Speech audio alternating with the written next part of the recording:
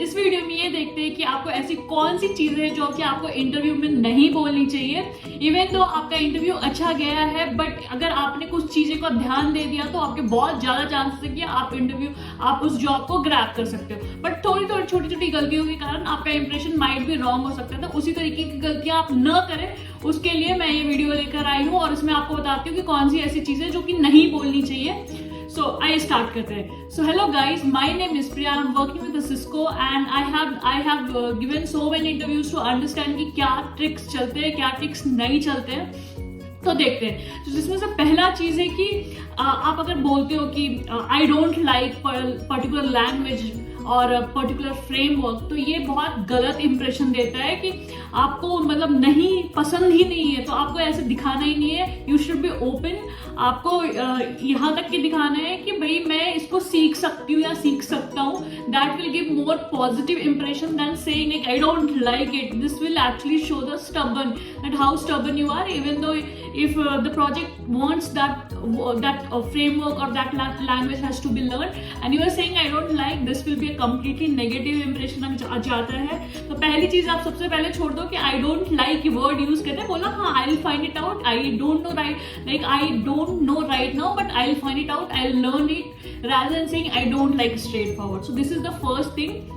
तो ये बेसिकली आपको ये दिखाता है कि आप लैक करते हो फ्लेक्सिबिलिटी पे, कि भाई आपको नेक्स्ट दूसरे प्रोजेक्ट में डाला गया या फिर नई अपॉर्चुनिटी है जिसमें ये सारे रिक्वायरमेंट है, तो आपकी फ्लेक्सिबिलिटी उससे कम दिखाता है। तो ये एक नेगेटिव इंप्रेशन जाता है। प्लस आपका ये भी दिखाता है कि आप लिमिट कर रहे हो अपने आप को कि एक पर्टिकुलर फ्रेमवर्क या एक पर्टिकुलर लैंग्वेज को, तो आपकी लिमिटेशन दिखा रही है, आपकी लैक ऑफ फ्लेक्सिबिलिटी दिखा रही है। तो ये बेसिकली नेगेटिव इंप्रेशन जाता है। तो पहला चीज आप इसको हटा दो। तो नेक्स्ट चीज है कि भाई आप अपने बारे में बहुत सारी चीजें बताना कि like no one in my team has worked on this, I am the only one who has fix this bug and the quality मैंने ही मेंटेन करा है, दूसरे लोगों ने मेंटेन नहीं करा है कोड की क्वालिटी।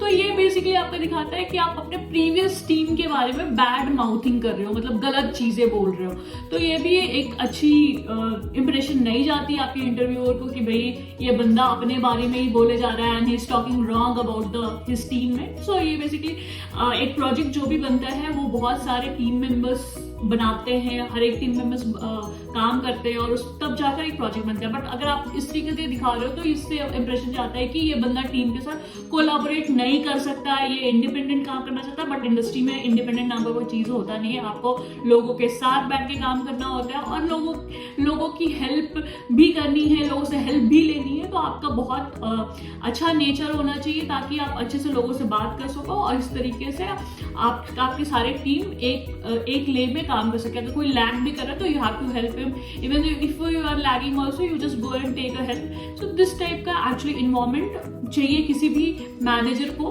और किसी भी टीममेट को, अगर वो हाई लेवल पे प्रोजेक्ट को हैंडल कर रहा है। तो अगर आपका मैनेजर देख रहा है कि भाई ये बंदे को टीम को कोलैबोरेट करके आने वाला चाहिए बंदा, rather than unwilling to be collaborated.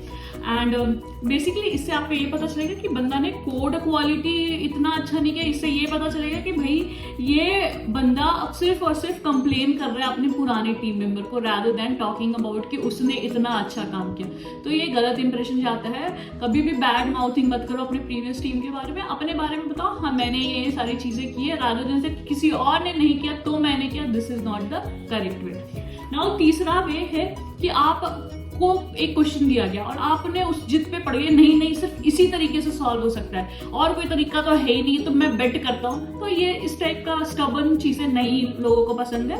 आप बहुत ही नॉर्मल तरीके से और बहुत ही काम तरीके से you can say there are many other ways, this is also one of the way. जैसे कोई एग्जाम्पल, आपको कोई कोडिंग का क्वेश्चन पूछ गया, आप बोलोगे नहीं सिर्फ हैश मैप से ही सॉल्व हो सकता है, बट एक्चुअल में वो बाइनरी ट्री और किसी और भी तरीके से सॉल्व हो सकता है, मोर ऑप्टिमल में। बट आपका इंटरव्यू समझेगा अच्छा ये बंदा बहुत ज्यादा मतलब एक चीज को लेके ही फोकस कर रहा है, तो इससे इंप्रेशन गलत जाने के चांसेस है, रादर देन आपके भाई कि हाँ इसने बंदा अपने पर स्टैंड लिया। ऐसा कुछ नहीं होने वाला है। तो बेसिकली बहुत ही काम तरीके से आप बोलो कि ये भी एक तरीका है और माइट भी बहुत सारे तरीके होंगे जो मुझे अभी पता नहीं, अभी मुझे ये लगता है। तो ये बेसिकली आपका दिखाता है कि भाई ये वन साइज के सॉल्यूशन में ही नहीं फिट करना चाह रहा है, ये दूसरी अपॉर्चुनिटी भी देख रहा है। तो ये आपका बेसिकली बहुत ही पॉजिटिव साइड दिखाएगा। रादर देन अगर आप देखो नहीं सिर्फ एक ही चीज में फिट हो सकता है, तो वो एक्चुअली गलत इंप्रेशन जाएगा। रादर देन आप उससे ये क्वेश्चन पूछो कि और रिक्वायरमेंट लो कि अच्छा और क्या इसमें ये भी चीज चाहिए क्या, तो आपको taking more requirement rather than coming to this solution कि हाँ सिर्फ एक ही चीज पे जाना, तो ये गलत देगा। तो पहला चीज कि आप स्टबर्न नहीं होना, सिर्फ वन साइज सॉल्यूशन कुछ भी नहीं होता, मल्टीपल सॉल्यूशन के लिए ओपन रहना है। नाउ अगर आप एक और भी चीज बोलते हो कि लाइक मैं सिर्फ और सिर्फ इसी प्रोजेक्ट पे काम करना चाहता हूँ या चाहती हूँ, मैं बाद में दूसरे किसी प्रोजेक्ट जो कि दूसरे लैंग्वेज पे या दूसरा फ्रेमवर्क यूज करा उस पे काम करूंगी, but right now I am willing to only work on as a Python developer, not wanted to learn as a Spring Boot और any other thing, in that case it will give a very very bad impression to the interviewer, क्योंकि आप बहुत ही ज्यादा stubborn करके दिखा रहे हो कि मेरे को सिर्फ यही चाहिए, बट जो प्रोजेक्ट की रिक्वायरमेंट जिसके लिए आपको हायर किया जा रहा है वो उसके लिए हायर किया जा रहा है, नॉट रादर देन कि आपको क्या पसंद है। तो ये बेसिकली रॉन्ग इन्फॉर्मेशन देगा। और आप ये भी बता रहे हो कि मेरा नेक्स्ट प्रोजेक्ट ये भी होगा, तो आप कोई नहीं जानता है कि आप 1 साल 2 साल 3 साल के बाद कहाँ जाने वाले हो। तो rather than focusing on your next project, you just focus on कि क्या रिक्वायरमेंट है, क्या मैं उस रिक्वायरमेंट में फिट होता हूँ, मुझे वर्क करना है, तभी अप्लाई करो and then go to the interview. And don't say all this word कि I don't want to do that, just say कि okay I will find it out, even though if you don't like, just take a grab a job, take a grab an offer and then look into the another one rather than upfront saying कि अभी मुझे इस पे काम नहीं करना, तो ये गलत इंप्रेशन है।